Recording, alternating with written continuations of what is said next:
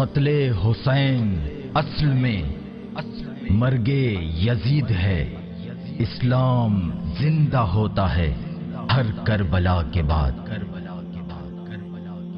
اصحاب اہل بیت پر قربان ہماری جان، اصحاب اہل بیت پر قربان ہماری جان، اصحاب اہل بیت پر قربان ہماری جان۔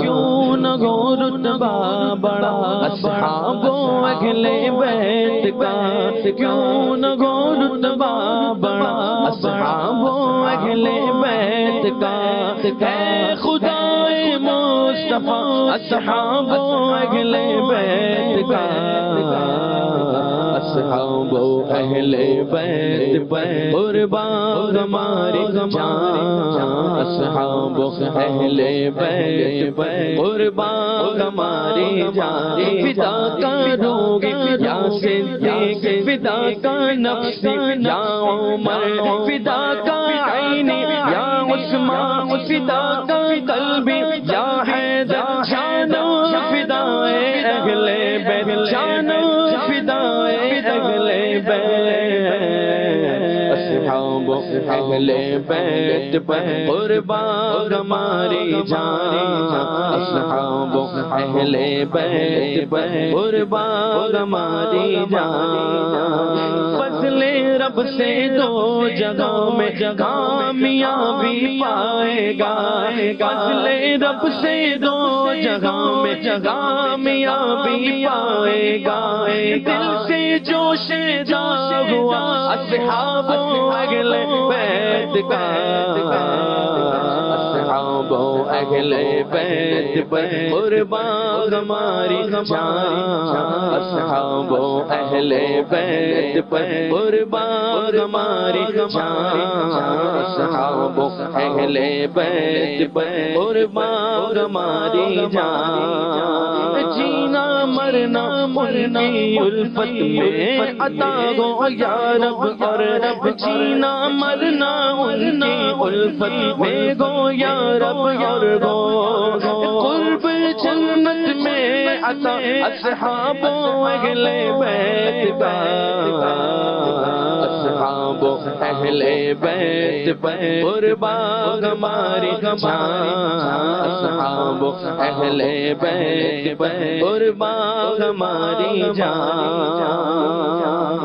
حشر میں مجھ کو شفاعت کی عطا خیرات ہو، حشر میں مجھ کو شفاعت کی عطا خیرات ہو، واسطہ یا مصطفیٰ اصحاب اہل بیت کا، اصحاب اہل بیت پر قربان ہماری جان، اصحاب اہل بیت پر قربان ہماری جان۔ فدا کروں گی یا صدیق، فدا کا نفس یا عمر، فدا کا عینی یا عثمان، فدا کروں گی یا حیدر، جانو فدائے اہل بیت، جانو فدائے اہل بیت، اصحاب اہل بیت پر قربان ہماری جان،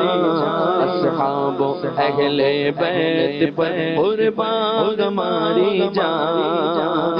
یا الہی شکریہ عطار کو تو نے کیا، یا الہی شکریہ عطار کو تو نے کیا، شیر کو مدغت سرا اصحاب اہل بیت کا، اصحاب اہل بیت پر قربان ہماری جان، اصحاب اہل بیت پر قربان ہماری جان۔ نور والے قبر میری حشر تک روشن رہے، نور والے قبر میری حشر تک روشن رہے، واسطہ تم کو شگا اصحاب اہل بیت کا، اصحاب اہل بیت پر قربان ہماری جان،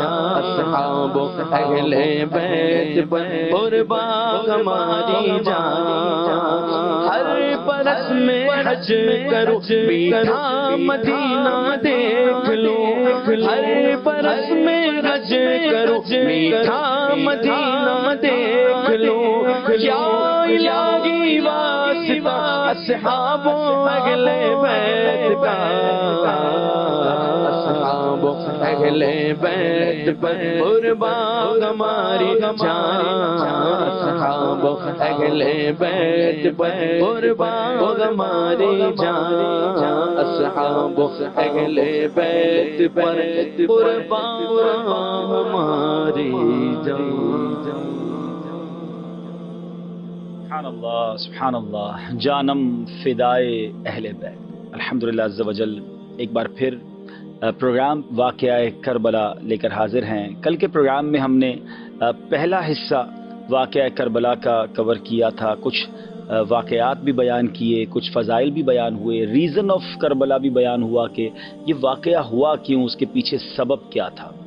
اب ہم مرحلہ وار یہ واقعہ بیان کرتے کرتے وہاں پہنچے تھے کہ امام حضرت مسلم بن عقیل رضی اللہ تعالیٰ عنہ جب کوفہ پہنچے تھے تو آپ کا استقبال بھی ہوا، آپ نے خط بھی لکھ دیا امام حسین کو، مگر کوفے والوں نے آپ کے ساتھ بے وفائی کی، اور جب نماز مغرب کی جماعت آپ نے کی تو پہلے صبح تو 40,000 تھے، نماز مغرب میں 500 نمازی رہ گئے تھے، اور آپ نے جب نماز پڑھائی اور سلام پھیرا تو اب صرف امام مسلم بن عقیل ہی موجود تھے، آپ کے 2 صاحبزادے تو تھے، باقی کوئی بندہ ساتھ نہیں تھا۔ کوفے والوں نے بڑی بے وفائی کی تھی، اور امام مسلم بن عقیل اب تنہا تھے کہ جائیں کہاں، بچے بھی ہیں، اور آپ فرماتے کہ مجھے اپنے سے زیادہ غم اس بات کا تھا کہ میرے خط پر امام حسین اب سفر شروع کر دیں گے اور ان کو کوئی خبر دے دے کہ کوفے والوں نے میرے ساتھ بے وفائی کر دی ہے۔ اب وہ یہ سوچ رہے تھے کہ جب میرے یہ حال کیا ہے، میرے ساتھ دینے کے لیے کوئی تیار نہیں ہے، تو جب امام حسین آئیں گے تو ان کے ساتھ معاملات کیا ہوں گے۔ تو ناظرین، اب یہ دل خراش داستان اس طرح آگے بڑھتی ہے کہ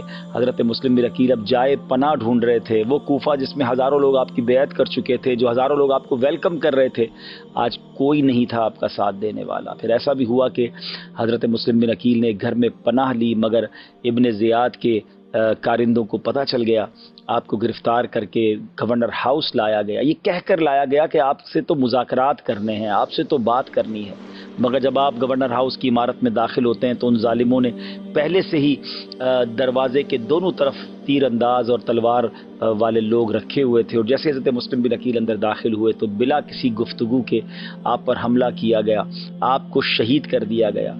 دونوں صاحبزادوں نے اپنی آنکھوں کے سامنے اپنے شفیق والد کے سر کو کٹتے دیکھا۔ جس طرح کا خوف ان پر طاری ہوا ہوگا وہ ہماری امیجنیشن سے بھی زیادہ ہے، مگر ان ظالموں کو ان بچوں پر بھی کوئی یوں سمجھے ترس نہ آیا، رحم نہ آیا۔ حضرت مسلم بن عقیل کے بچوں کو بھی شہید کر دیا گیا، اور جس ہانی بن عروہ کے گھر پہ آپ نے پناہ لی تھی ان کو بھی قتل کر دیا گیا، اور اس کے بعد شہیدوں کے سروں کو نیزوں پر چڑھا کر کوفے کی گلیوں میں گھمایا گیا۔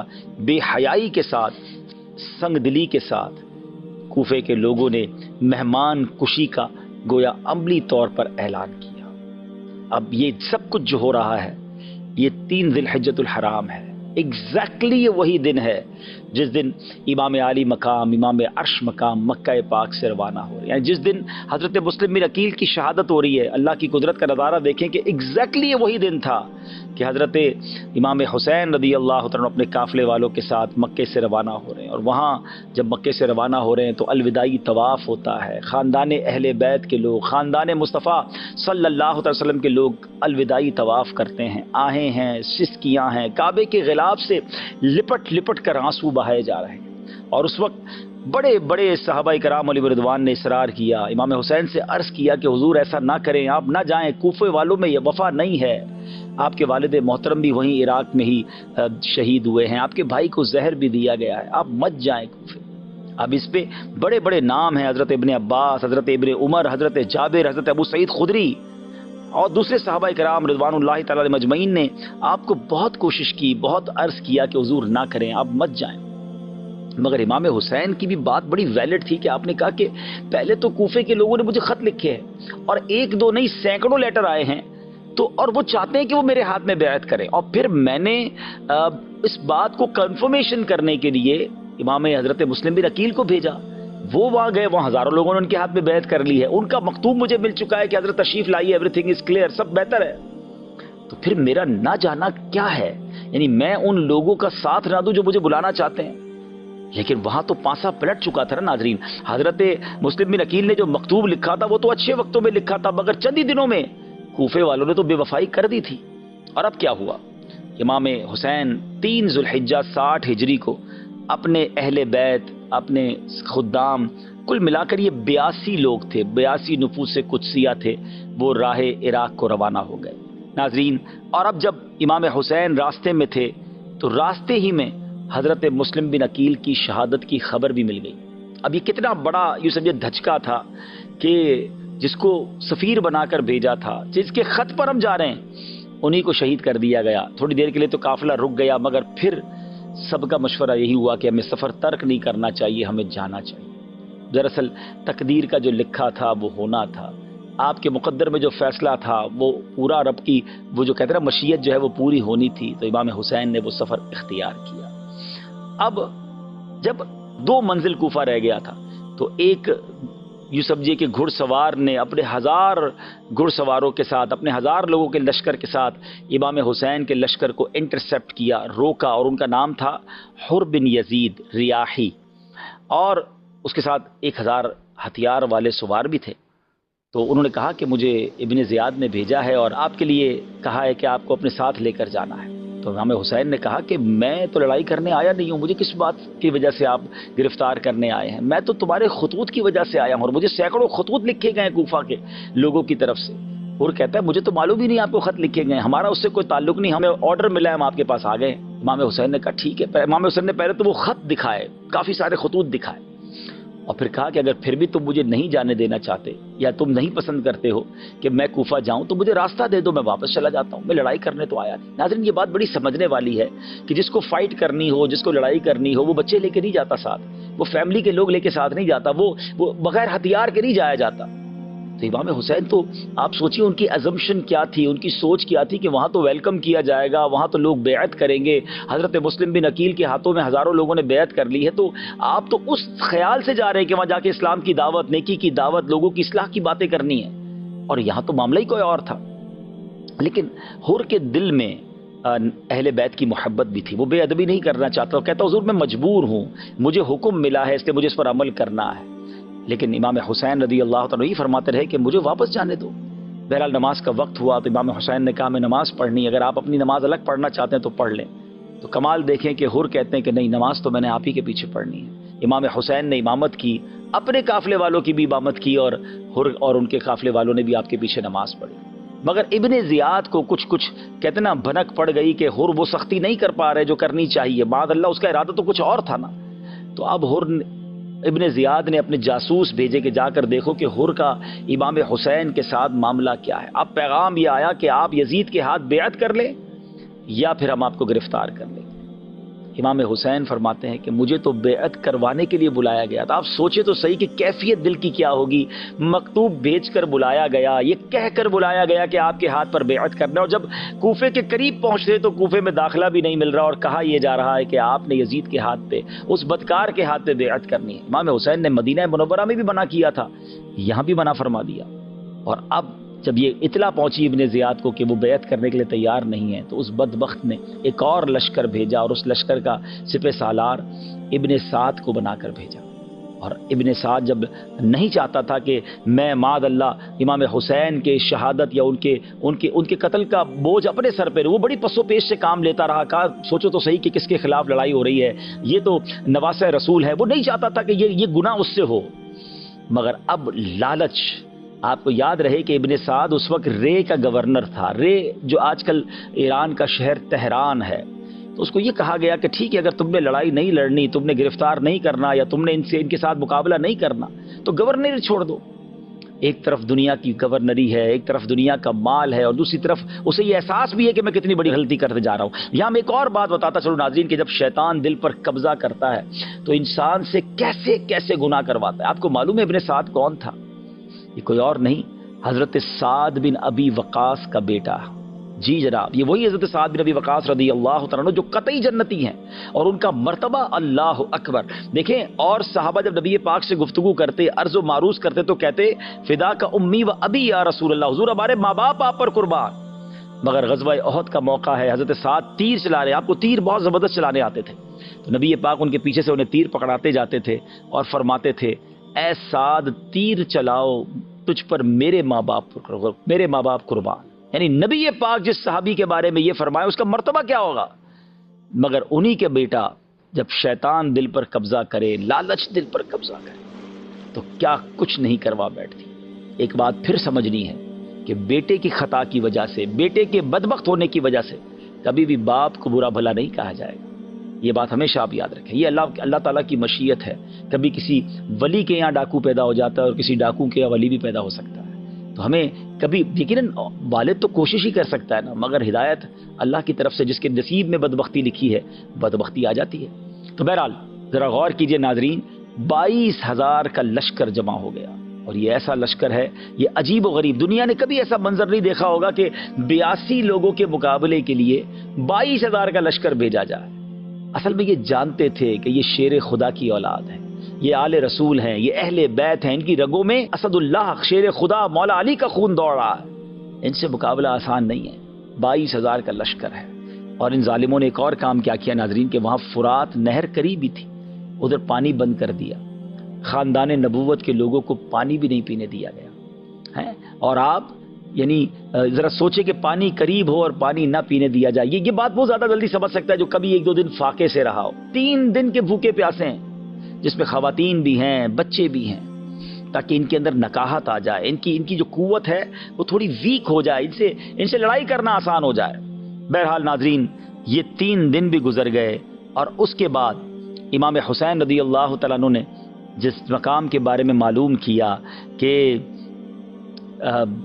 یہ مقام کون سا ہے، تو بتایا گیا کہ یہ تو کربلا کا مقام ہے۔ یہ محرم کی اب 2 تاریخ ہو چکی تھی، تو امام حسین واقف تھے کہ آپ کی شہادت کا مقام کربلا ہی ہے، جہاں اہل بیت کو راہ حق میں اپنے خون کی ندیاں بہانی ہوں گی۔ اب اس دن امام حسین کو نبی پاک علیہ الصلوۃ والسلام کی زیارت نصیب ہوتی ہے، اور پیارے آقا علیہ الصلوۃ والسلام نے آپ کو شہادت کی خبر بھی دی، اور آپ کے سینہ مبارک پر اپنا دست اقدس رکھ کر دعا فرمائی، اللہم اعط الحسین صبرا و اجرا۔ عجیب وقت ہے ناظرین، سلطان الدارین کے نور نظر کو صدہا تمناؤں سے مہمان بنا کر بلایا گیا، عرضیوں اور درخواستوں کی لائن لگا دی گئی، اور جب اہل کوفہ راتوں کو اپنے مکانوں میں امام کی آمد کی تشریف آوری کے خواب دیکھتے تھے، جماعتیں مدتوں تک صبح سے شام ان کے انتظار میں کھڑی رہیں، لیکن جب وہ کریم مہمان اپنے کرم سے ان کی زمین میں تشریف لاتے ہیں تو کوفیوں کا لشکر انہیں ان کا سامنا کرتا ہے، نہ شہر میں داخل ہونے دیتا ہے، نہ وطن واپس جانے دیتا ہے۔ اللہ اکبر۔ اب میرے پیارے اسلامی بھائیوں، امام حسین رضی اللہ تعالیٰ عنہ اور ان کے جو ساتھی ہیں وہ 3 دن کے بھوکے پیاسے ہیں۔ اب یہاں میں ایک اور بات ناظرین آپ کے سامنے رکھنا چاہتا ہوں۔ ابھی آپ نے سنا کہ ابن سعد صحابی رسول کا بیٹا ہے، مگر سامنے گورنری کا لالچ ہے۔ یہ یزیدیوں نے، یہ ابن زیاد کے لشکر والوں نے اتنا بڑا ظلم کر کیسے لیا؟ آپ کو معلوم ہے امام حسین نے جب یہ مقابلہ ہوا نا، تو اس وقت امام حسین نے باقاعدہ خطبہ دیا۔ جی ہاں، جب 10 محرم کا دن آ گیا تو امام حسین نے جب دیکھا کہ اب یہ مان نہیں رہے، تو امام حسین نے اپنے اس خیموں کے گرد جہاں خواتین تھی خندق کھدوائی اور آگ جلوا دی، تاکہ خیمے کے لوگ جو ہے وہ سیکیور رہیں، عورتوں پر اور بچوں پر حملہ نہ ہو جائے۔ اب امام حسین نے جمعہ کی صبح فجر کی نماز ادا کی، آخری نماز گویا با جماعت ادا کی، بڑی رکت انگیز دعائیں ہوئیں، اور اس کے بعد امام صاحب خیمے سے باہر تشریف لائے۔ 3 دن کے بھوکے پیاسے ہیں، اور اب امام حسین نے اس گرم ریت پر ایک خطبہ فرمایا۔ ناظرین، یہ تاریخی خطبہ ہے، یعنی امام حسین رضی اللہ تعالیٰ عنہ نے اتمام حجت کے سارے کام کیے، یعنی پہلے تو کہا مجھے واپس جانے دو، جب وہ نہ مانے تو لڑائی سے پہلے پھر آپ کا ذرا خطبہ سنیے گا، یعنی آپ نے ان کے دل و دماغ کو جھنجھوڑنے کی کوشش کی۔ آپ فرماتے ہیں خون ناحق حرام اور غضب الہی کا موجب ہے، میں تمہیں آگاہ کرتا ہوں تم اس گناہ میں مبتلا نہ ہو، میں نے کسی کو قتل نہیں کیا ہے، کسی کا گھر نہیں جلایا ہے، کسی پر حملہ آور نہیں ہوا ہوں، اگر تم اپنے شہر میں مجھے آنے نہیں دینا چاہتے تو مجھے واپس جانے دو، میں تم سے کسی چیز کا طلبگار نہیں ہوں، میں تمہارے در پائے آزار نہیں ہوں، تم کیوں میری جان کے در پہ ہو، تم کس طرح میرے خون کے الزام سے بری ہو سکتے ہو، روز محشر تمہارے پاس میرے خون کا کیا جواب ہوگا، اپنا انجام سوچو، اپنی عاقبت پر نظر ڈالو، سوچو تو صحیح میں کون ہوں، میں بارگاہ رسالت میں نبی پاک علیہ الصلوۃ والسلام کا منظور نظر ہوں، سوچو میں وہی ہوں کہ جن کی محبت کو نبی پاک علیہ الصلوۃ والسلام نے اپنی محبت قرار دیا، میرے فضائل تمہیں خوب معلوم ہیں، میرے حق میں بہت ساری حدیثیں وارد ہوئی ہیں، آپ انہیں ڈرا رہے ہیں، انہیں سمجھا رہے ہیں، آپ اتمام حجت کر رہے ہیں۔ آپ کو پتہ ہے ان ظالموں کی طرف سے جواب کیا آیا؟ کہتے ہیں ہمیں آپ کے فضائل معلوم ہیں، معاملہ یہ زیر بحث نہیں، آپ جنگ کے لیے کسی کو میدان میں بھیجیں اور بحث کو ختم کریں۔ اللہ اکبر، کتنے سخت دل تھے، کتنی سخاوت قلبی تھی ان کے اندر۔ امام حسین نے کہا کہ میں تو حجتیں ختم کرنا چاہتا ہوں تاکہ اس جنگ کو دفع کرنے میں میری کوئی تدبیر باقی نہ رہ جائے، اور جب تم مجبور کرتے ہو تو مجبوری اور ناچاری میں مجھے تلوار اٹھانی پڑے۔ ابھی گفتگو ہو رہی تھی تو اب دیکھیں ان بدبختوں کی بدبختی، اور جس کو کہتے ہیں نا کیسا کالا دل تھا، بات ہی اثر نہیں کر رہی تھی۔ تو ایک سوار تھا جس کا نام مالک بن عروہ تھا، اس نے دیکھا کہ حضرت امام حسین کے خیموں کے گرد آگ جلی ہوئی ہے، تو اس بدبخت نے کیا کہا کہ اے امام تم نے وہاں کی آگ سے پہلے یہیں آگ لگا لی ہے۔ استغفر اللہ۔ امام حسین نے بڑے جلال میں کہا کذبت یا عدو اللہ، اے دشمن خدا تو کاذب ہے، تجھے گمان ہے کہ میں دوزخ میں جاؤں گا، یعنی وہ معاذ اللہ امام حسین کو یہ طعنہ دے رہا ہے کہ وہاں کی آگ سے پہلے آپ نے یہاں آگ جلا لی۔ حضرت امام کو اس قدر تکلیف ہوئی، آپ کے ایک ساتھی نے کہا کہ میں اس کا سر قلم کر دوں، آپ نے فرمایا نہیں، میں نہیں چاہتا کہ آج کی لڑائی ہماری طرف سے شروع ہو، کوئی یہ نہ کہے کہ ہم نے تلوار پہلے اٹھائی۔ بہرحال امام حسین نے دعا کی اللہ کی بارگاہ میں کہ اے اللہ عذاب نار سے پہلے اس گستاخ کو دنیا میں آگ کے عذاب میں گرفتار کر۔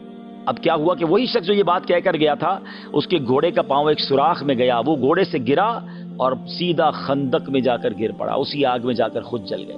یعنی امام حسین کی دعا یا دعائے ضرر کیسے قبول ہوتی ہے، سارے یزیدی دیکھ رہے ہیں۔ ایک شخص معاذ اللہ جب حضرت امام نے کہا نا کہ جب اس کی آگ میں چلا گیا تو آپ نے فرمایا اللہ تیرا شکر ہے کہ تو نے اہل بیت کے بدخواہ کو سزا دی۔ تو ایک بدبخت کہتا ہے کہ آپ کو نبی پاک سے کیا نسبت ہے؟ ذرا سوچئے ناظرین، گستاخیاں یہ سب دیکھتے ہوئے بھی امام حسین کو بڑی تکلیف ہوئی، تو آپ نے فرمایا کہ یا اللہ اس بد زبان کو فوری عذاب میں گرفتار کر۔ اس کو فوراً حاجت پیش آئی، گھوڑے سے اتر کے بھاگا، جہاں حاجت کرنے گیا وہاں ایک بچھو نے اسے ڈنک مارا، زہر پھیلا، اسی گندگی میں لت پت ہو کر مر گیا۔ یہ ساری چیزیں آنن فانن اسی وقت ہو رہی ہیں ناظرین۔ اللہ اکبر۔ ایک شخص نے ایک اور بدبخت آ کر کہتا ہے کہ اے امام دیکھو دریائے فرات کیسی موجیں مار رہا ہے، تمہیں پھر بھی پانی نہیں ملے گا۔ اللہ اکبر، اور تم پیاسے ہلاک ہو جاؤ گے۔ امام حسین نے دعا کی اللہم امتہ عطشانا، یا رب اس کو پیاسا مار۔ ابھی امام کا دعا کرنا تھا کہ اس شخص کا گھوڑا بھاگا، یہ شخص اس گھوڑے کو پکڑنے بھاگا، اس کو پیاس غالب ہوئی، اس شدت سے پیاس لگی کہ العطش العطش، ہائے پیاس پکارتا رہا، جب پانی سے منہ لگاتا مگر ایک قطرہ نہ اتار پاتا، اور اسی پیاس میں آنن فانن مارا گیا۔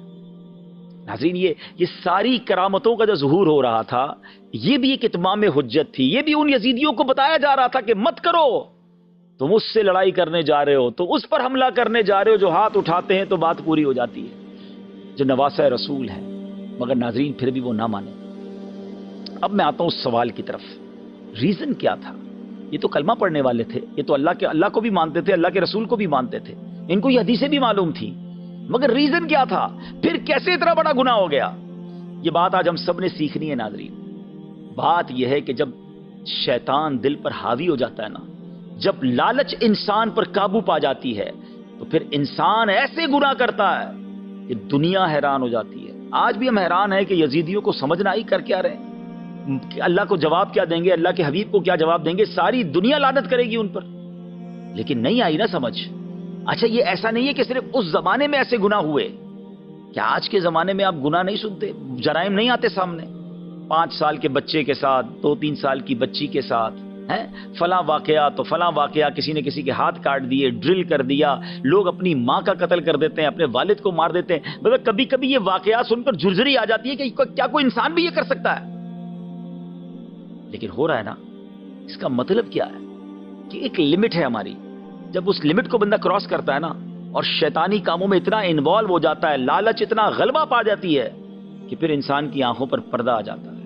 پھر وہ گناہ کرتا ہے، وہ جرم کرتا ہے جو رہتی دنیا حیران ہو جاتی ہے کہ کوئی کیا انسان بھی اتنا سخت دل ہو سکتا ہے. آئیے میں آپ کو ایک حدیث سناتا ہوں، بات ذرا اور کلیئر ہو جائے گی. پیارے آقا مدینے والے مصطفیٰ صلی اللہ تعالی وسلم فرماتے ہیں، اور یہ ترمذی کی حدیث ہے، 2 بھوکے بھیڑیے بکریوں میں چھوڑ دیے جائیں، وہ اتنا نقصان نہیں پہنچاتے جتنا کہ مال و مرتبے کا لالچ انسان کے دین کو نقصان پہنچاتا ہے. اب سوچے 2 بھوکے بھیڑیے ہوں، بکریوں میں چھوڑ دیں، چیر پھاڑ کر رکھ دیں گے نا. وہ اتنی چیر پھاڑ نہیں کرتے جتنا ہمارا دین برباد ہو سکتا ہے اگر دل میں لالچ ہے، مال کی، دنیا کی، مرتبے کی. آج کس کو نہیں ہے لالچ؟ یہ مال ہی کی لالچ میں تو ملاوٹ ہو رہی ہے نا. دوائیوں میں ملاوٹ. بندے کو یہ احساس نہیں کہ بندہ مر جائے گا دوائی کھا کر، کہتا مر جائے مجھے پیسے چاہیے. مگر یہ پیسے کدھر جائیں گے، کدھر لے جاؤ گے؟ جو ملاوٹ کر کے، ظلم کر کے، ڈکیتیاں ڈال کر، چوری کر کے بیچارہ بندہ تنخواہ لے کے نکلتا ہے، لوگ اس کی تنخواہ چھین کے چلے جاتے. پتہ نہیں کہ وہ پورا مہینہ کتنی بددعائیں دے گا، اس کا حال کیسے گزرے گا. یہ پیسے کیا کرو گے، کیسے کھاؤ گے ان پیسوں کو؟ یہ ظلم کرنے والا نہیں سوچتا جو زمینوں پر قبضہ کر لیتے ہیں، کسی کا مال دبا لیتے ہیں، کسی کا جناب کسی کی چیز ہتھیا لیتے ہیں اور کہتے ہیں میرا کوئی کچھ نہیں بگاڑ سکتا. تمہاری بھول ہے. ہاں یہ یزید بھی یہی کہتا تھا نا. کتنے سال اقتدار ملا اسے؟ 3 سال کچھ مہینے، پھر برباد. ایسی گندی موت مارا گیا، ساری دنیا اسے قیامت تک لعنت کر رہی ہے. یہ کیا ہے؟ یہ لالچ اور یہ حرام کی چیزیں کام نہیں آتی. خدا را ڈریے اس چیز سے اور اپنے آپ پر سیٹسفائی نہ رہیں کہ میں بڑا نیک، میں بڑا پارسا. ارے بھائی یہ بری صحبتیں، یہ گناہوں کی عادتیں، یہ چھوٹے چھوٹے ہی گناہ بندے کو بڑے گناہ کی طرف لے جاتے ہیں. یہ دل کالا ہوتا جاتا ہے. ایک اور آپ روایت سنیے کہ حضرت سیدنا حسن بصری سے روایت ہے کہ حب الدنیا رأس کل خطیئۃ، یعنی دنیا کی محبت ہر برائی کی جڑ ہے. یہ شراب ہے نا، شراب، یہ ام الخبائث سے کہا گیا. یہ ایک شراب بندہ پیے، پھر اس کو نہ ماں کا پتہ نہ بہن کا پتہ. بڑے بڑے گناہ لوگ شراب پی کے کر جاتے ہیں. اب تو پتہ نہیں طرح طرح کے نشے آ گئے. نوجوان لڑکے یونیورسٹیوں میں لڑکے لڑکیاں جو ہے وہ شراب پی رہی ہیں اور وہ پی رہے ہیں اور پتہ نہیں نشے کر رہے ہیں اور کوئی روکنے والا نہیں ہے. اور وہ سمجھتے ہیں کہ کچھ نہیں ہوتا، تھوڑا سا یہ دوائی. اب تو نئی نئی باتیں شروع ہو گئی جناب. یہ تو ایک طرح سے جڑی بوٹی ہے، یہ تو جناب تھوڑی سی میڈیسن ہے. کس نے کہہ دیا یہ نشہ ہے؟ ارے جناب اسی سے تو لوگ آگے بڑھتے بڑھتے پھر ہمیں گندی نالیوں پہ گرے ہوئے نظر آتے ہیں، اپنا جسم بیچتے ہوئے نظر آتے ہیں، اپنے بڑے بڑے گناہ کرتے نظر آتے ہیں. اب تو کیا کچھ انٹرنیٹ پر ڈارک ویب سائٹ اور پتہ نہیں کیا کیا ہم سن رہے ہیں. یہ سب کیا ہو رہا ہے؟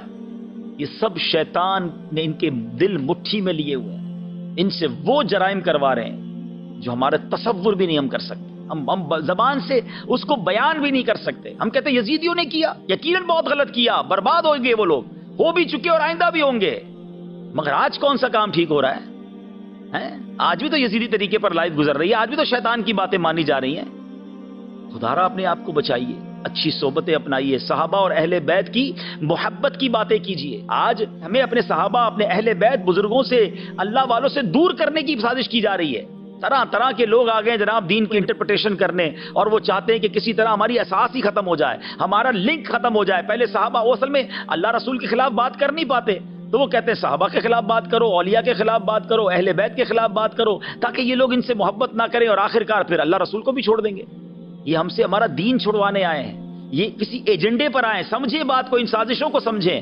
اور میرے اعلیٰ حضرت امام اہل سنت نے تو 100 سال پہلے سمجھا دیا تھا کہ سونا جنگل، رات اندھیری، چھائی بدلی کالی ہے، سونے والوں جاگتے رہیے.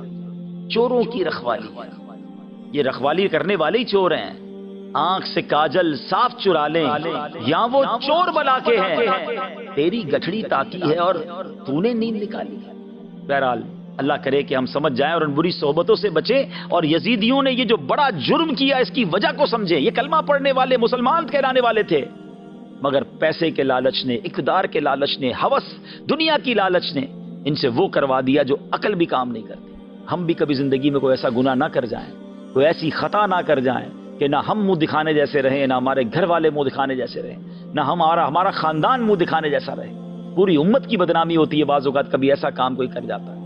تو اپنے آپ کو بچائیں، توبہ کرتے رہیں. اے اللہ ہمیں نفس و شیطان کے واروں سے بچا، ساری زندگی حسینی طریقے پر زندگی گزارنے کی توفیق عطا فرما. امام حسین کا خطبہ بھی مکمل ہو گیا ناظرین، مگر وہ ظالم نہ مانے اور اب انہوں نے کہا کہ کسی کو لڑائی کے لیے بھیجا جائے. مگر اب ایک عجب واقعہ ہوتا ہے کہ آس پاس کے گاؤں کے لوگوں کو پتہ چل گیا تھا کہ اہل بیت کے لوگ آئے ہیں. تو انہوں نے کہا کہ حضور آپ پہلے نہیں جائیں گے میدان میں، پہلے ہم اپنی جانیں قربان کریں. کتابوں میں آتا ہے کہ 50 کے قریب لوگ جو ہیں وہ پہلے باری باری جاتے رہے مقابلہ کرنے اور وہ شہید ہوتے چلے گئے. اور اس کے بعد ایسی بہت سارے واقعات ہیں، مگر ایک واقعہ میں چاہتا ہوں کہ مختصراً آپ کو سناؤں کہ اس پورے معاملے میں ایک عجیب اور یوں سمجھیے کہ حسینی دولہا بھی ہے کہ جس کا واقعہ بھی بڑا کمال کا ہے. ان کا نام تھا سیدنا وہب بن عبداللہ کلبی رحمۃ اللہ تعالی علیہ. وہ آتے ہیں کہ وہ ایک بڑے خوبرو نوجوان تھے اور ابھی ان کی شادی جو ہے وہ بالکل 17 روز ہی ہوئے تھے. ماں بیوہ تھی اور جب ماں اس کربلا جہاں یہ واقعہ ہو رہا تھا کربلا کا مارکا اس کے قریب ہی ان کا گاؤں تھا. ان کی ماں رونے لگی. بیٹا کہتا ہے ماں میں تو آپ کی بڑی خدمت کرتا ہوں، کیا میرے سے کوئی گستاخی ہو گئی ہے؟ تو ماں کہتی نہیں بیٹا گستاخی تو نہیں ہوئی، مگر قریب ہی مجھے پتہ چلا ہے کہ نبی پاک علیہ الصلوۃ والسلام کے جگر کے ٹکڑے، نواسۂ رسول، بی بی فاطمہ کی آنکھوں کے تارے، امام حسین ان کے قافلے والوں کے ساتھ موجود ہیں، یزیدی لشکر سامنے ہے اور ان کا امتحان جاری ہے. بیٹا میرا سب کچھ تو ہی ہے، میں نے ساری زندگی کی امیدیں تجھی سے وابستہ کی ہیں، مگر بیٹا آج وقت آیا ہے. میں چاہتی ہوں کہ میرا بیٹا جو ہے وہ امام حسین کے قدموں پر قربان ہو جائے. بیٹا جا کر ان کا ساتھ دے دے اور جنت کے یوں سمجھے خزانوں کو حاصل کر لے.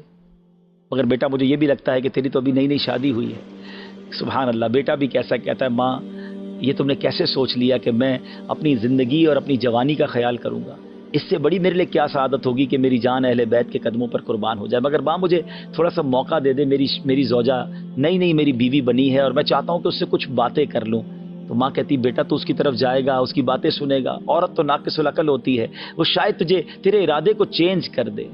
تو ماں سے کیا کہتا ہے وہ بیٹا؟ کہتا ہے ماں جو اب دل میں اہل بیت کی محبت جاگی ہے نا، اب وہ پہاڑ تو ہل سکتا ہے، میری نیت یا میری جو قوت ارادہ ہے اب وہ نہیں ہل سکتا، کوئی نہیں ہلا سکتا. اپنی بیوی کے پاس جاتا ہے اور جا کر کہتا ہے کہ اے میری زوجہ نئی شادی ضرور ہوئی ہے، ہم نے بڑے عہد و پیما کیے ہیں کہ زندگی ساتھ گزاریں گے، زندگی کے خوشگوار دن دیکھیں گے، مگر وقت آ گیا ہے قربانی کا. ہمارے گاؤں کے قریب ہی کربلا کے میدان میں امام حسین اپنے لشکر کے ساتھ اپنے قافلے کے ساتھ موجود ہیں اور سامنے یزیدیوں نے ظلم کی آندھیاں بہائی ہوئی ہیں. یہ کیسے ہو سکتا ہے کہ ہم تو زندگی کے مزے اڑائیں اور ہمارے قریب امام حسین اپنے گھر والوں کے ساتھ شہید ہو جائیں؟ تو میں نے ارادہ کیا ہے کہ اس سے پہلے کہ امام حسین اور ان کے قافلے والوں کے لیے کوئی تلوار اٹھے، میں جاؤں اور اپنی جان ان کے قدموں پہ پہلے میں قربان کروں. تو تم بس اپنی زندگی گزار لینا اور مجھے اجازت دے دو. بیوی بھی بڑی فرما بردار ہے، کہتی ابھی تو شادی ہوئی ہے اور ابھی سے آپ نے حوروں کے پاس جانے کا ارادہ کر لیا ہے. میں نے تو سنا ہے کہ شہید ہوتے ہی وہ فوراً جنت میں پہنچ جاتے ہیں. تو ایک وعدہ کیجئے کہ آپ جب وہاں پہنچ جائیں تو میرے لیے بھی ایسی کوئی صورت بنائیے گا کہ میں بھی آپ کے قدموں میں جنت میں حاضر ہو جاؤں. یہ نوجوان اپنی والدہ کو لے کر، اپنی بیوی کو لے کر امام حسین کے قدموں میں آتے ہیں اور امام حسین سے کہتے ہیں حضور یہ میری ماں ہے، بیوہ ہے، میں اس کا ایک ہی بیٹا ہوں اور یہ میری 17 دن کی پرانی بیوی ہے اور ہمارا بڑا پیار ہے آپس میں، مگر آج میں نے نیت کر لی ہے کہ میں آپ کے قدموں میں قربان ہو جاؤں. میں آپ کی طرف سے پہلے میں لڑائی میں حصہ لوں، مگر حضور ایک وعدہ چاہتا ہوں کہ اگر مجھے جنت مل جائے تو میں جنت میں بھی اپنی اس بیوی کو اپنے ساتھ رکھنا چاہتا ہوں، وہاں بھی آپ کے خاندان کی کنیزوں میں اس کو شامل فرما لیجئے. امام حسین نے بڑی دعاؤں سے نوازا. ماں بھی بیٹھی ہے، بیوی بھی بیٹھی ہے اور اس کے سامنے وہ نوجوان امام حسین کے قدم چوم کر تلوار ہاتھ میں لیے یزیدیوں کی طرف چل پڑتا ہے. کیسا منظر ہوگا ناظرین. اور اس نوجوان نے جو کمال شجاعت دکھائی، نہ جانے کتنے یزیدیوں کو واصل جہنم کیا اور آخرکار لڑتے وہ نوجوان شہید ہوا. ان یزیدیوں نے اس کا جو سر ہے وہ اچھال دیا امام حسین کے لشکر کی طرف. بیوی نے اپنی گود میں لیا، اپنے شوہر کے ماتھے کو چوما اور تھوڑی دیر بعد دیکھا گیا تو اس زوجہ کی بھی روح جو ہے اپنے شوہر پر قربان ہو چکی تھی. ناظرین یہ ہیں قربانیاں جو اس حسینی لشکر کے ساتھ وہاں کے رہنے والوں نے دی، اہل بیت کے غلاموں نے دی. کہ کیسے ہو سکتا ہے کہ خاندان نبوت پر کوئی زخم آئے، پہلے ہماری جانیں حاضر ہیں، ہمارے سینے حاضر ہیں. یہ ہے قربانی کی داستانیں جو کربلا کے میدان میں رقم کی گئی. کس شقی کی ہے حکومت، ہائے کیا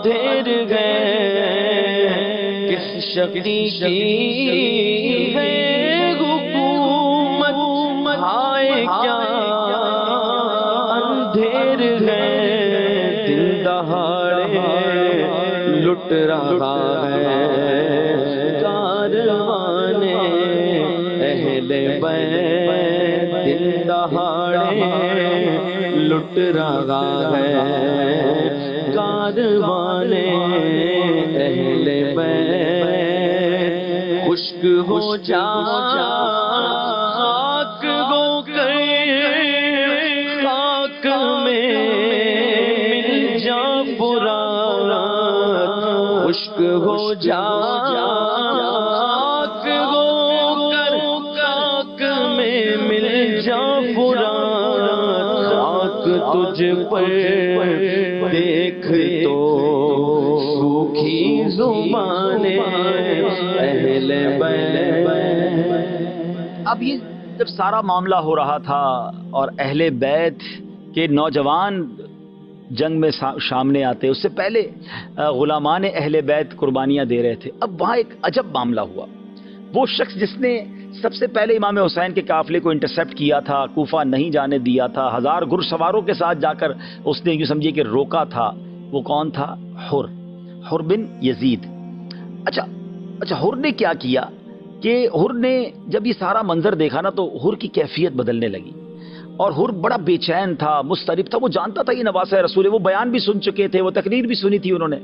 تو حر جو ہے وہ بڑی بے چینی کے ساتھ ابن سعد کے پاس جاتا ہے، کہتا ہے اے ابن سعد، تم سوچو نواسہ رسول سے جنگ کرو گے تو نبی پاک کو کیا جواب دو گے؟ عمر بن سعد کے پاس جواب تو کوئی تھا نہیں، وہ وہاں سے ہٹ کر پھر میدان میں چلے جاتے، بدن کانپ رہا تھا، پریشان تھے۔ تو حضرت حر کے بھائی تھے مصعب بن یزید، انہوں نے کہا کہ تم تو بڑے سپہ سالار، بڑے بہادر، بڑے جرنیل، بڑی بڑی جنگیں لڑی ہیں، سامنے چھوٹا سا لشکر ہے، تمہارا حال کیا ہو گیا ہے؟ اتنے گھبرا کیوں گئے ہوتے، ڈر کیوں رہے ہو؟ تو حر کہتا ہے برادر، یہ مصطفیٰ علیہ الصلوۃ والسلام کے فرزند سے جنگ ہے، اپنی عاقبت سے لڑائی ہے، میں جنت اور دوزخ کے درمیان کھڑا ہوں، دنیا پوری قوت کے ساتھ مجھے جہنم کی طرف کھینچ رہی ہے، مگر میرا دل اس کی ہیبت سے کانپ رہا ہے۔ ابھی یہ بھائی سے بات ہی کر رہے تھے کہ ادھر سے امام حسین نے آواز لگائی، ہے کوئی جو آج آل رسول پر اپنی جان قربان کرے اور نبی پاک علیہ الصلوۃ والسلام کے حضور میں سرخروئی پائے؟ بس یہ اعلان ہونا تھا، اور حر کو گویا ایک راستہ مل گیا کہ تکلیف تو میں نے بڑی پہنچائی ہے، روکا تو میں نے ہی تھا، پانی تو میں نے نہیں پینے دیا تھا، مگر شاید کریم ہے معاف فرما دیں۔ گھوڑا دوڑایا، ذرا امیجن کریں، ایک طرف 22,000 کا لشکر، ایک طرف 82 لوگ ہیں، اور حضرت حر بن یزید دوڑتے ہوئے جو ہے نا اپنا گھوڑا دوڑاتے ہوئے امام حسین کے پاس پہنچ جاتے ہیں۔ ایوری بڈی شاکڈ، آپ کے یزید کے لشکر کے سارے لوگ حیران ہیں کہ حر کیا کر رہا ہے، اور آپ وہاں جا کر امام حسین سے کہتے ہیں کہ کیا مجھے معافی مل سکتی ہے؟ میں نے آپ کو روکا، میں نے آپ کو تکلیف دی، مگر مجھے سمجھ آ گئی ہے کہ میں غلط تھا، میں آج اپنی جان آپ کے قدموں پہ قربان کرنا چاہتا ہوں، مجھے معاف فرما دیجیے۔ امام حسین تو کریم تھے، آپ نے کہا کریموں کے در سے معافی ہی ملا کرتی ہے۔ اب حر نے کہا کہ حضور اب میں پہلے جاؤں گا اور اپنی جان آپ کے لیے قربان کروں گا۔ اور جب حضرت حر وہاں جاتے ہیں سامنے والوں کی طرف لڑنے کے لیے، تو سارے یزیدی اس کو تانے دیتے کہ تو نے کیا کیا، اتنا بڑا لشکر چھوڑ دیا، اتنا مال و متا چھوڑ دیا، اتنی بڑی تم نے جو ہے وہ دنیا کی رنگینیاں چھوڑ دیں۔ اللہ اکبر۔ تو حر پتہ ہے کیا جواب دیتے ہیں کہ اللہ اکبر، وہ کہتے ہیں کہ میں یہ خوب جانتا ہوں کہ میں نے کیا کیا ہے، میں نے گلستان رسول کے اس مہکتے پھول پر جان قربان کرنے کی جو ہے وہ نیت کر لی، اور میں جانتا ہوں کہ نبی پاک کی غلامی سے بڑھ کر کوئی دولت نہیں ہے۔ اب جناب حملہ ہوتا ہے، حر کئی لوگوں کو یوں سمجھے کاٹ کے رکھ دیتے ہیں، مگر آخر کار حضرت حر بھی شہید ہو جاتے ہیں۔ ذرا سوچئے کہ اب حضرت حر رضی اللہ تعالی عنہ کہلاتے ہیں، اب حضرت حر کا مزار موجود ہے۔ یزیدیوں کا نام لینے والا کون ہے؟ مگر وہ ایک فیصلہ، وہ ایک ڈیسیشن، وہ ایک رائٹ ٹائم ڈیسیشن تھا کہ یزید کے لشکر سے نکلے اور جنتی لشکر میں شامل ہو گئے۔ شاعر کہتے ہیں نا، یہ نعرہ حر کا تھا جس وقت فوج شام سے نکلا کہ دیکھو یوں نکلتے ہیں جہنم سے خدا وار۔ ناظرین، یہاں میں ایک بات کرنا چاہوں گا، حضرت حر نے ہاتھ پیر کانپ رہے تھے، گھبراہٹ تھی، جنت بھی ہے سامنے، دوزخ بھی ہے، دوزخ کے ساتھ پیسہ بہت تھا، حرام کے ساتھ بڑا اقتدار بھی تھا، بہت مزے بھی تھے لائف کے، سامنے شہادت تھی، انہیں پتا تھا کہ میں بچوں گا نہیں، میں اگر سامنے چلا گیا امام حسین کی طرف گیا تو وہاں شہادت ہی ہے، مگر انہیں پتا تھا کہ یہاں جی گیا تو مر جاؤں گا، وہاں مر گیا تو جی جاؤں گا۔ یہاں بچ گیا تو مارا جاؤں گا قیامت کے دن، وہاں اگر مارا گیا تو قیامت کے دن بچ جاؤں گا. یہ ڈیسیژن لیا انہوں نے، اور کیسا ڈیسیژن لیا کہ آج ساری دنیا ان کے گن گاتی ہے. ہم میں سے کئی لوگ ایسے ہوں گے، ذرا غور سے سنیے گا، جو اس وقت شاید ملتی جلتی کیفیت میں ہے. کوئی حرام کما رہا ہے، کوئی رشوت کا کام کر رہا ہے، کوئی سود کا کام کر رہا ہے، کوئی شراب پی رہا ہے، کوئی نشہ کا کام کر رہا ہے، کوئی ڈرگز بیچ رہا ہے، کوئی ڈکیتی کر رہا ہے، کوئی چوری کر رہا ہے، کوئی ظلم کر رہا ہے، کوئی جھوٹ بول رہا ہے، کوئی بدکاریاں کر رہا ہے، کوئی بری صحبتوں میں ہے، بے حیائی کے والے دوستوں میں ہے، گندی دوستیاں لگائی ہوئی ہیں. کبھی کبھی دل میں خیال آتا ہے، مسلمان تو ہے نا یار، چھوڑ دیتا ہوں، غلط ہے، اللہ کی طرف چلتا ہوں. پھر شیطان کہتا ہے نہیں چھوڑ کے جائے گا تو پھر مزے ختم ہو جائیں گے، پیسے ختم ہو جائیں گے، زندگی کی رونق ختم ہو جائے گی. ڈیسیژن نہیں لے پا رہا، کشمکش میں ہے. حضرت حر کے اس فیصلے کو یاد کیجئے ناظرین، کیا شاندار فیصلہ کیا. چند قدم کیا چلے، وہ یزیدی سے حسینی بن گئے، وہ یزیدی سے رضی اللہ تعالی عنہ بن گئے. جن کا کوئی نام لینے والا نہیں تھا، آج ساری دنیا ان کا نام لینے والے بن گئی. کیوں؟ کریکٹ فیصلہ کیا، رائٹ ٹائم پر فیصلہ کیا. ہم میں سے بہت سارے لوگ ہیں جو صرف سوچ ہی رہے ہیں چھوڑ دوں گا یار، تھوڑے دنوں بعد چھوڑ دوں گا، شراب کا کام چھوڑ دوں گا، رشوت چھوڑ دوں گا، سود چھوڑ دوں گا، غلط کام چھوڑ دوں گا. چھوڑ نہیں رہے، اور کہیں ایسا نہ ہو یہی بری عادت لے کر قبر میں چلے جائیں، موقع ہی نہ ملے چھوڑنے کا. میں آپ کو صحیح بتاؤں، یہ آج ہی کا تو دن تھا نا، 10 محرم ہی کا تو دن تھا جب حضرت حر نے یہ فیصلہ کیا تھا. کیا آج میں اور آپ یہ فیصلہ نہیں کر سکتے؟ This is the right day for the right decision. بہترین موقع ہے اچھا فیصلہ کرنے کا. آؤ نا آج فیصلہ کر لیں کہ میں چل پڑتا ہوں اللہ کی رحمت کی طرف، میں چھوڑ دیتا ہوں حرام چیزیں، میں چھوڑ دیتا ہوں حرام کمائی، میں چھوڑتا ہوں حرام صحبتیں. تم ایک کام غلط چھوڑو تو صحیح، وہ رب کی رحمت تم پر برسنا شروع ہو جائے گی. حلال کے دروازے کھل جائیں گے، سکون کے دروازے کھل جائیں گے، برکت کے دروازے کھل جائیں گے. کب تک سوچتے رہو گے کہ کروں یا نہ کروں؟ ارے کر لو آج. آج حضرت حر کا وہ پیغام، کربلا کا میدان ہم سب کو پکار رہا ہے کہ آ جاؤ اللہ کی طرف، چھوڑ دو یہ برے کام. بلکہ اگر مجھے کوئی غیر مسلم بھی سن رہا ہے نا، میں تو اس کو بھی دعوت دیتا ہوں، آ جاؤ اسلام کی طرف، آ جاؤ میرے اللہ کے دین کی طرف. یہی راہ نجات ہے، یہی آخرت کے لیے تم سب کے لیے بھی. ایسے مجھے معلوم ہے کہ کئی لوگ ہیں جو مسلمان نہیں ہیں مگر کربلا والوں سے محبت کرتے ہیں. اگر کربلا والوں سے محبت کرتے ہو تو ان کے خدا سے بھی محبت کر لو نا. وہ جس کا کلمہ پڑھتے ہیں اس نبی کا کلمہ بھی پڑھ لیجئے نا. آ جائیے. تو آج موقع ہے چل پڑنے کا، چھوڑیے بری چیزیں اور نیکی کی طرف چل پڑی. یہ کر لیا حضرت حر نے اور کامیاب ہو گئے. ناظرین، اب حضرت حر بھی شہید ہو گئے. اب ایک ایک کر کے خاندان نبوت کے، خاندان رسالت کے چشم و چراغ جانے لگے. ہاتھ میں تلوار لیتے اور پشتوں کے پشتے لگا دیتے. ابن سعد کا یہ کہنا ہے کہ اگر ہم کوئی فریب نہ لاتے، ہم پلاننگ غلط نہ کرتے، ایک ساتھ حملہ نہ کرتے، ان کو بھوکا پیاسا نہ رکھتے، تو شاید 22,000 کا لشکر بھی ان پہ قابو نہ پا سکتا تھا. کیونکہ یہ ذوالفقار چلانے والے مولا علی کی اولاد میں سے تھے. ان کی رگوں میں مولا علی کا خون چلتا تھا. وہ فاتح خیبر کی اولاد تھے. ایک ایک کر کے خاندان نبوت کے چشم و چراغ شہید ہوتے گئے. اور پھر علی اکبر نے اجازت چاہی. علی اکبر کون ہیں؟ امام حسین کے بڑے صاحبزادے. ہم شکل مصطفیٰ ہیں، جوان. امام حسین نے ان کو بھی اجازت دی، اور انہوں نے کئی یزیدیوں کو ان کے سر کاٹے، ان کو تہو تیغ کیا، خاک میں خون آلود کیا. مگر آخر کار بھوک بھی تھی، پیاس بھی تھی، نکاہت بھی تھی. آپ بھی زخموں سے چور چور ہو کر شہید ہو گئے. اب آپ کے گھر والوں نے دیکھا کہ علی اصغر بہت رو رہے ہیں، 6 مہینے کے ہیں، پیاسے ہیں، 3 دن سے بچہ پانی نہ پیے تو کیا حال ہوگا، دودھ بھی ختم. تو کہا کہ چلو ان کو تو آپ لے جائیں اور جا کر ان کو تو یہ بدبخت پانی پینے دیں گے. امام حسین انہیں ہاتھ میں لے کر باہر آتے ہیں اور کہتے ہیں مجھے نہ دیں، صرف اس کو پانی دے دیں. مگر ان بدبختوں کی بدبختی دیکھیں کہ ایسا تیر تاک کر چلایا کہ حضرت علی اصغر کے گلے میں پیوست ہو گیا. پیاسا گلا، پانی تو نہ دیا مگر شہید کر دیا. امام حسین جب واپس آنے لگے نا تو خاندان کے لوگ سمجھے کہ پانی مل گیا، جبھی تو پرسکون لیٹے ہیں ہاتھ میں، جبھی تو لگتا ہے کہ ہل بھی نہیں رہے، رو بھی نہیں رہے، تو لگتا ہے پانی مل گیا ہے. تو گھر والوں نے پوچھا کہ کیا پانی مل گیا؟ تو امام حسین فرماتے ہیں کہ جام کوثر پینے، کوثر سے سیراب ہونے نانا جان کے پاس علی اصغر روانہ ہو گیا. آئے ہائے ہائے، آپ سوچیں یہ کیسا ظلم ہے. اور اب اس کے بعد امام حسین کی باری تھی. 10 محرم ہی کا دن تھا.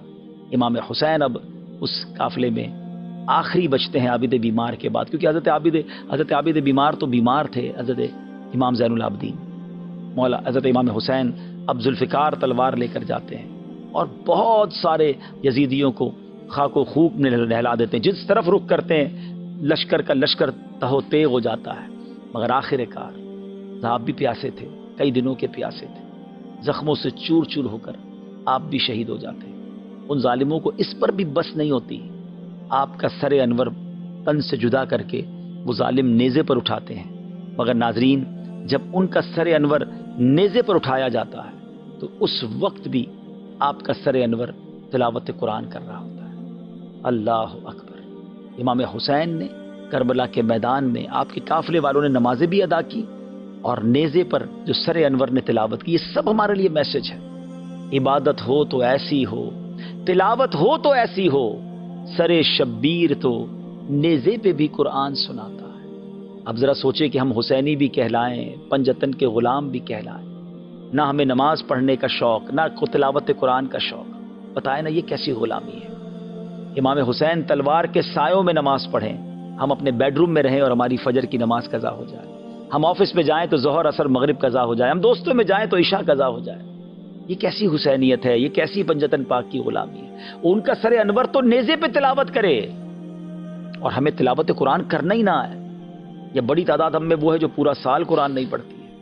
نہ کرے ناظرین ایسا، خدا را حسینیت اگر حسینی واقعی بننا ہے نا تو نماز کے پابند بنے، قرآن کے پابند بنے، ظلم سے دور رہیں۔ یزیدی ظالم تھے نا، ہم کہتے ہیں ہم ظالم نہیں ہیں، ہم سمجھتے کسی کا قتل کرنا ہی ظلم ہے۔ ارے کسی کو برا بھلا کہنا بھی تو ظلم ہے، کسی کا دل دکھانا بھی تو ظلم ہے، کسی کا مال دبا لینا بھی تو ظلم ہے، کسی پر روب جمانا بھی تو ظلم ہے۔ ظلم کی تو بہت ساری قسمیں ہیں نا۔ امام حسین مظلوم تھے، یزیدی ظالم تھے۔ ہم مظلوم بن جائیں مگر ظالم نہ بنیں۔ لوگ کہتے ہیں میں کیسے مظلوم بن جاؤں، مجھ پر ظلم ہوا ہے میں تو بدلہ لوں گا، میں تو اینٹ کا جواب پتھر سے دوں گا۔ تو پھر کیسے حسینی ہیں؟ ہمارا کام بدلہ لینا نہیں، ہمارا کام معاف کرنا ہے، ہمارا کام درگزر کرنا ہے، ہمیں ہماری وجہ سے کسی مسلمان کو تکلیف نہ پہنچے۔ تو بہرحال کربلا کا واقعہ آپ نے سنا، بہت کچھ پیغام دیتا ہے یہ کربلا کا میدان۔ نماز کا پیغام دیتا ہے، صبر کا پیغام دیتا ہے، تلاوت کا پیغام دیتا ہے، لالچ اور دنیا کے اقتدار اور مال کی لالچ سے بچنے کا پیغام دیتا ہے، اللہ کی رضا پر راضی رہنے کا پیغام دیتا ہے۔ اللہ کرے کہ ان میسیجز کو ہم ریسیو کریں اور اپنی زندگی میں یہ بدلاؤ لائیں۔ اللہ مجھے بھی عمل کرنے کی توفیق دے، آپ کو بھی توفیق نصیب فرمائے۔ آخر میں منقبت میں تو پنجتن کا غلام ہوں، اس کے 2 اشعار سن کر ہم اپنے پروگرام کو ختم کرتے ہیں۔ صلو علی الحبیب صلی اللہ تعالی علی محمد صلی اللہ علیہ وسلم۔ میں تو پنجتن کا غلام ہوں، میں تو پنجتن کا غلام ہوں، میں تو پنجتن کا غلام ہوں، میں غلام خیر الانام ہوں، میں تو پنجتن کا غلام ہوں، میں تو پنجتن کا غلام ہوں، میں تو پنجتن کا غلام ہوں۔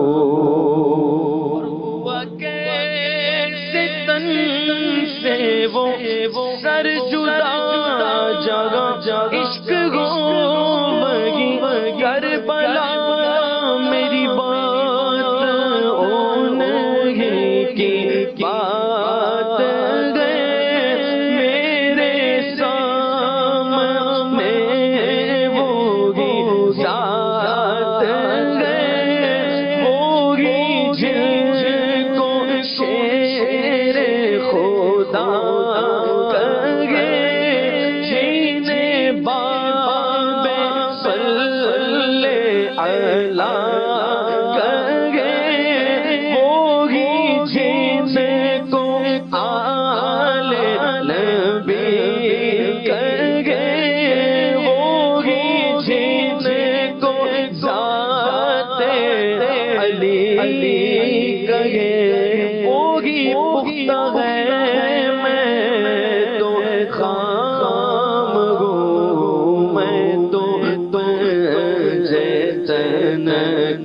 غلام